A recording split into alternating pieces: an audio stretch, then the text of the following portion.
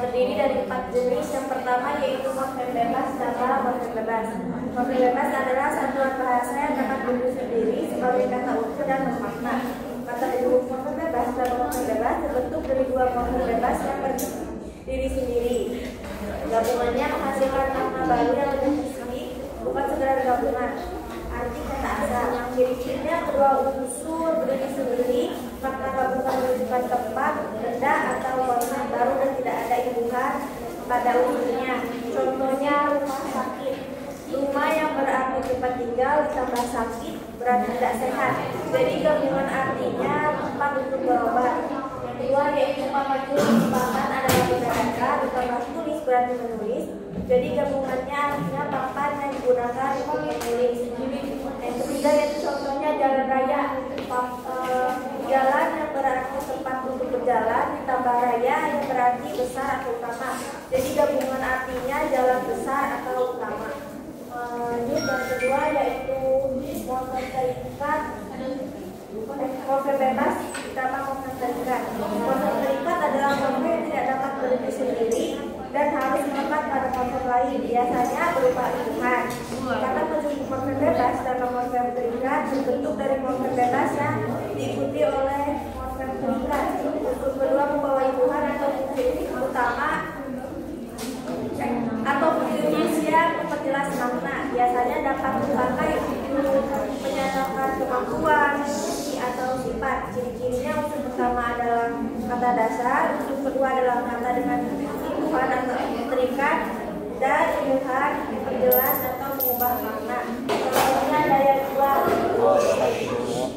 Daya yang berarti kekuatan, kata juang yang berarti berjuang. Kata juang di sini merupakan kata dasar, tapi dalam konteks ini bisa dianggap sebagai morfem terikat karena mengandung rasa makna khusus. Yang kedua yaitu medan tempur. Medan berarti tempat, kata tempur yang berarti berperang. Kata tempur sebagai kata kerja yang melekat pada medan. Dan yang ketiga yaitu daya pikat. Daya yang berarti kekuatan ditambah pikat yang berarti menarik. Imbuhan tidak tempat jelas, tapi kata pikat berfungsi sebagai morfem terikat dalam konteks ini. Lanjut yang ketiga yaitu morfem terikat tambah morfem bebas. Dalam jenis ini morfem terikat yang berupa imbuhan melekat pada kata pertama, kemudian diikuti oleh morfem bebas. Kata menjemput morfem terikat ditambah morfem bebas terbentuk dari morfem terikat berimbuhan atau kata kerja, diikuti morfem bebas kata dasar.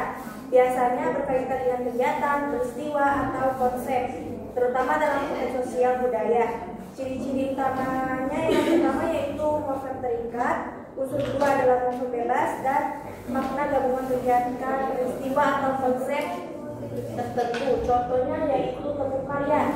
Temu yang berarti bertemu, sama karya yang berarti cipta. Nah, hasil cipta. Kata temu di sini berfungsi sebagai morfem terikat yang membentuk rasa. Yang kedua yaitu temu sastra. Kata temu tambah kata sastra yang berarti karya tulis, jadi pertemuan dalam bidang sastra. Yang ketiga yaitu ujuk rasa. Ujuk yang berarti menunjukkan, ditambah rasa yang berarti perasaan, jadi demonstrasi atau protes. Dan yang terakhir yaitu morfem bebas ditambah morfem unik. Morfem unik adalah unsur yang tidak dapat berdiri sendiri dan biasanya hanya muncul dalam gabungan tertentu. Kata menjadi morfem ditambah morfem unik terbentuk dari morfem bebas yang digabung dengan morfem unik tidak bisa berdiri sendiri. Hasil gabungan bentuk makna idiomatik yang sudah melekat dan tidak bisa dipisahkan. Morfem unik berfungsi memperkuat makna dasar.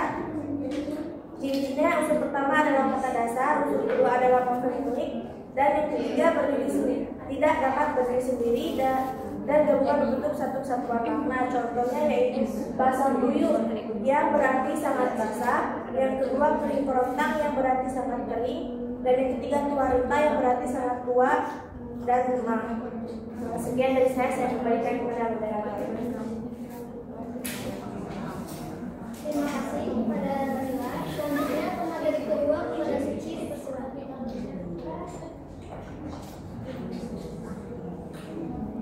Baik, selanjutnya saya akan menyampaikan materi selanjutnya yaitu kata majemuk berdasarkan kategori unsurnya. Yang pertama ada verba dengan verba. Nah, verba dengan verba ini, jika dua verba itu digabungkan, biasanya maknanya menggambarkan aktivitas yang dilakukan. Kata majemuk ini banyak digunakan dalam percakapan sehari-hari untuk menyatakan suatu peristiwa yang sifatnya dinamis. Maksud dari sifatnya dinamis ini adalah peristiwa yang terus berubah, berkembang, dan aktif bergerak serta tidak statis atau tetap. Nah, contohnya ada pada kata angkat bicara yang berarti mengeluarkan pendapat secara lisan, naik turun yang berarti bergerak ke atas dan ke bawah, keluar masuk yang berarti bolak-balik keluar dan masuk. Yang kedua ada gabungan verba dengan nomina. Gabungan ini bersifat idiomatik, artinya maknanya tidak bisa ditebak hanya dari arti kata unsurnya. Verba dengan nomina ini sering digunakan untuk menyebut peristiwa, keadaan, atau kondisi tertentu. Contohnya ada pada kata duduk perkara yang berarti masalah yang sedang dibahas atau dipertimbangkan. Ada pada kata duduk kapur yang artinya menunggu dengan tidak berdaya. Ada pada kata mandirasa yang berarti kehilangan perasaan atau sensasi. Yang ketiga ada gabungan nomina dengan nomina.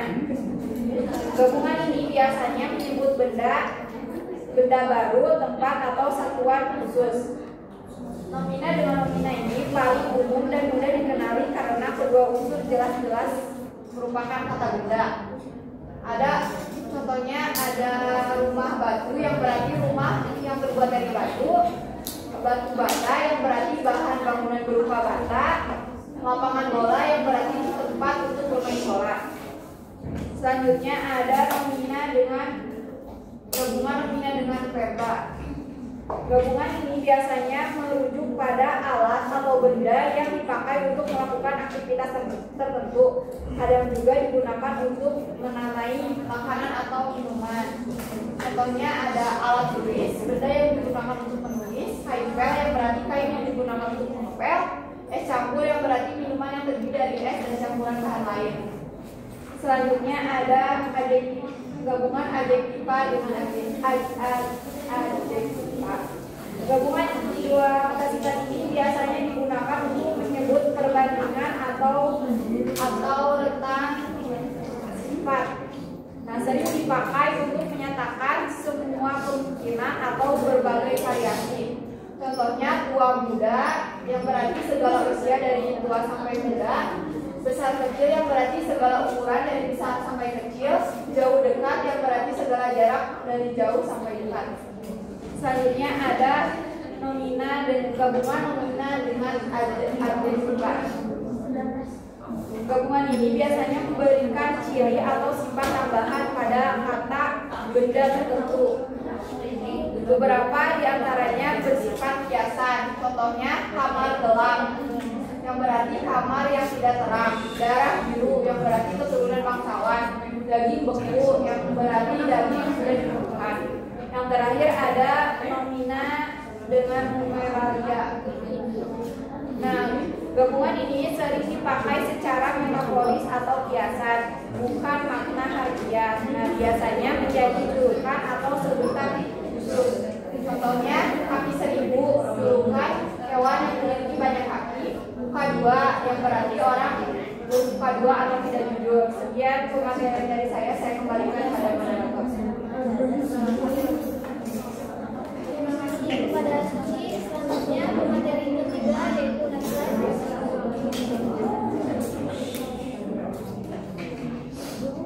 Baik, selanjutnya saya akan menjelaskan kata majemuk berdasarkan hubungan antar unsurnya.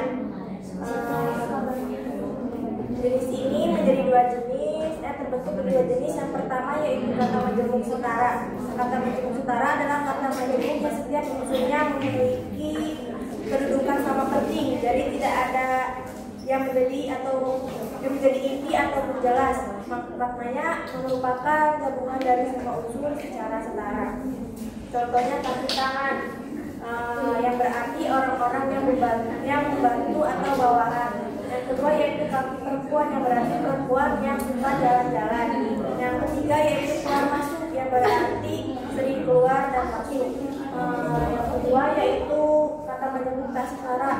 Kata majemuk tak setara berbeda dengan sebelumnya. Pada kata majemuk tak setara terdapat unsur inti dan unsur penjelas. Unsur penjelas berfungsi untuk menerangkan inti, sehingga makna kata majemuk lebih dominan pada unsur inti. Contohnya yaitu pada sarung tangan, di mana kata inti ini adalah tangan, dan kata sarung hanya menjelaskan bahwa sarung tersebut dipakai di tangan. Yang kedua yaitu istri muda, di mana kata inti adalah istri dan kata muda menjelaskan usia istri tersebut. Jadi kata majemuk setara memiliki unsur yang sama penting, sedangkan kata majemuk tak setara memiliki inti dan penjelas. Sekian dari saya kembalikan kepada moderator. Terima kasih. Materi selanjutnya dijelaskan oleh saya. Kata majemuk berdasarkan susunannya. Kata majemuk berdasarkan susunannya yaitu cenderung menggunakan pola diterangkan, menerangkan atau DM dalam membentuk kelompok kata. Dengan pola ini unsur pertama berfungsi sebagai unsur diterangkan, sedangkan unsur kedua berperan sebagai unsur yang menerangkan. Unsur yang diterangkan biasanya menjawab pertanyaan apa atau siapa, sementara unsur yang menerangkan menjawab pertanyaan bagaimana mengenai unsur pertama tersebut. Contohnya yaitu ada orang tua, rumah sakit, gedung mewah, rumah besar, dan sekolah tinggi. Kemudian pematerian telah selesai, kita akan memasuki sesi tanya jawab. Sesi pertama kepada yang ingin ditanyakan dipersilakan. Ya, ini Keisha.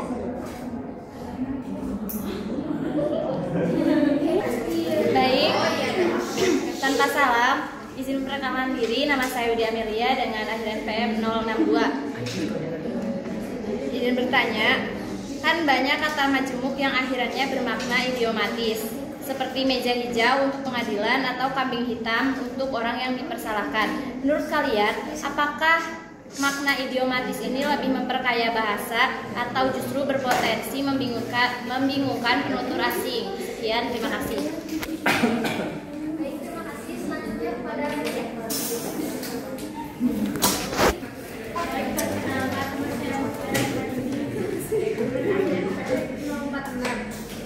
izin bertanya, dalam kehidupan sehari-hari kita sering menjumpai kata majemuk baik setara maupun tidak setara. Namun tidak semua orang mudah mengenali perbedaannya, apalagi jika sudah dipengaruhi makna idiomatis atau kebiasaan pemakaiannya.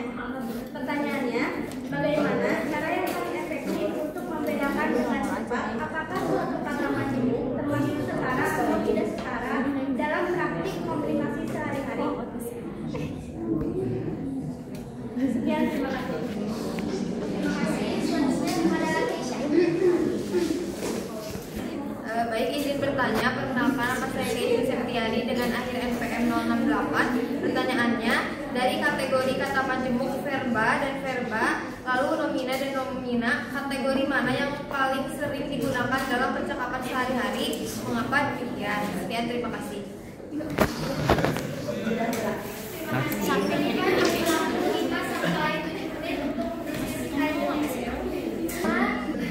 Pertanyaan dari Keisha akan dijawab oleh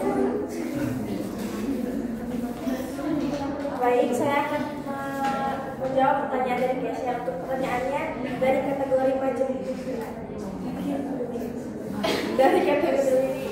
kata majemuk, verba ditambah verba, nomina ditambah nomina, dan sebagai berikut. Kategori mana yang paling sering digunakan dalam percakapan sehari-hari? Mengapa demikian?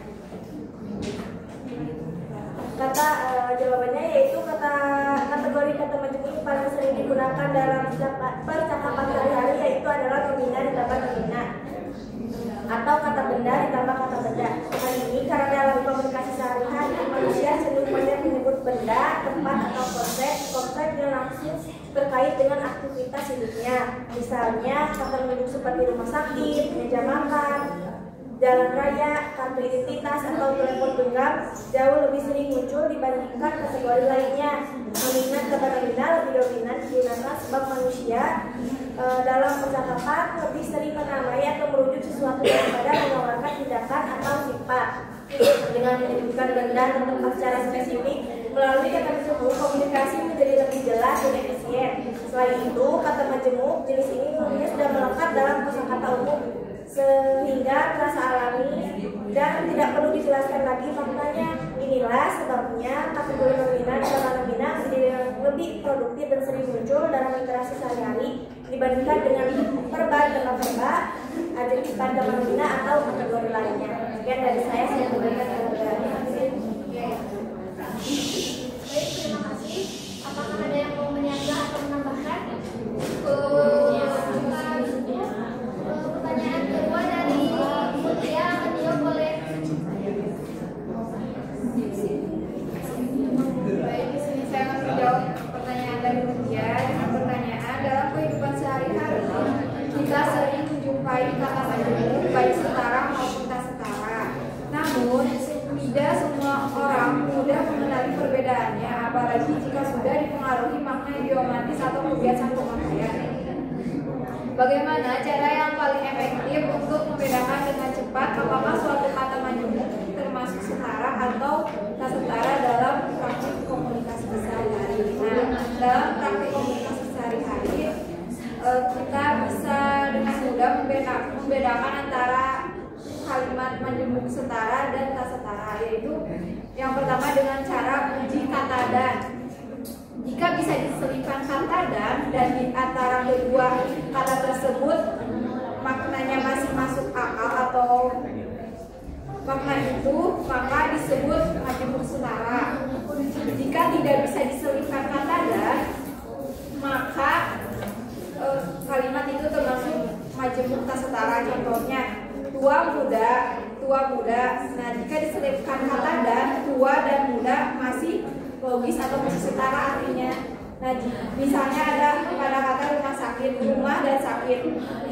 Nah, kan itu tidak logis atau tidak bisa diartikan, yang artinya berarti tak setara. Yang kedua adalah dengan cara uji balik urutan kata. Jika bisa dibalik urutan katanya tanpa mengubah makna inti, maka itu bisa disebut majemuk setara. Jika tidak bisa dibalik, maka tidak bisa disebut majemuk setara. Contohnya hilir mudik hilir mudik dibalikkan jadi mudik hilir. Nah, artinya masih tetap itu bolak-balik, berarti setara.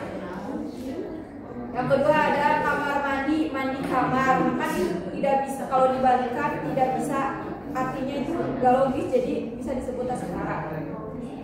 Ya, jawaban dari saya kembalikan kepada Bapak. terima kasih. Apakah ada yang menyanggah atau menambahkan? Jika cukup, pertanyaan dari Lidi akan dijawab oleh saya sendiri.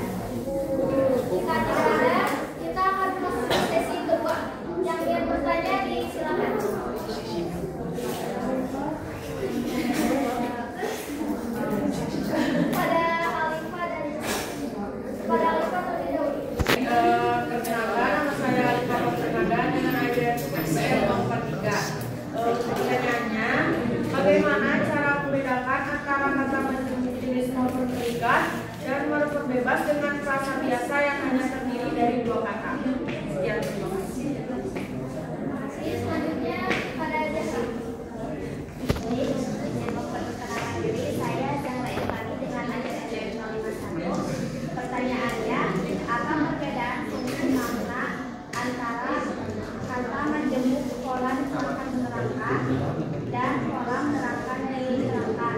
Mana yang lebih produktif dan kenapa? Terima kasih. Tidak kami wakili baik, pertanyaan dari Alifa akan dijawab oleh Ladla.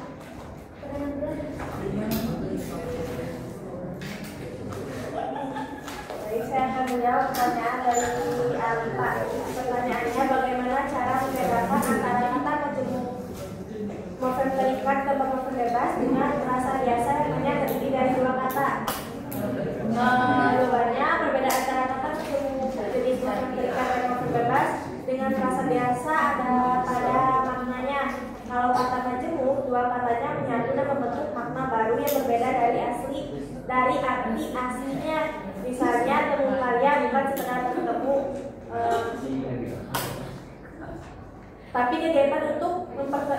kegiatan untuk menampilkan hasil karya. Begitu juga unjuk rasa, bukan menunjukkan perasaan tapi aksi protes atau demonstrasi. Sedangkan frasa biasa seperti buku baru, maknanya masih bisa dijelaskan dari masing-masing kata. Jadi kata majemuk menciptakan makna baru, sedangkan frasa hanya memperjelas makna lama. Gampangnya begini, kalau kata majemuk maknanya berubah jadi satu kesatuan baru, sedangkan frasa cuma menambah keterangan saja. Sekian dari saya sampaikan. Terima kasih. Ada yang ingin menambah atau menambahkan? Cukup. Jika cukup, kita lanjut ke pertanyaan kedua dari Zahra, akan dijawab oleh Cici. Saya langsung pada jawaban. Dalam bahasa Indonesia, perbedaan fungsi makna antara kata majemuk berpola diterangkan-menerangkan dan menerangkan-diterangkan terletak pada penekanan unsur intinya.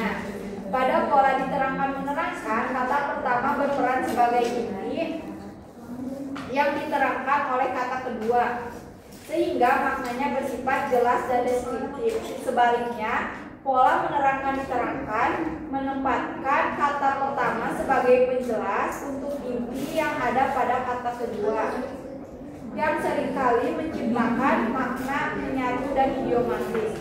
Dari kedua pola tersebut, pola diterangkan-menerangkan terbukti jauh lebih produktif. Hal ini disebabkan karena pola diterangkan-menerangkan selaras dengan logika alami penutur bahasa Indonesia yang cenderung menyebut memiliki terlebih dahulu sebelum memberi keterangan atau spesifikasi. Nah, kesesuaian dengan logika ini membuat pola diterangkan-menerangkan sangat efektif, sistematis, dan fleksibel dalam membentuk istilah-istilah baru, terutama dalam ranah ilmu pengetahuan, sehingga penggunaannya semakin mendominasi. Ya, jawabannya ya.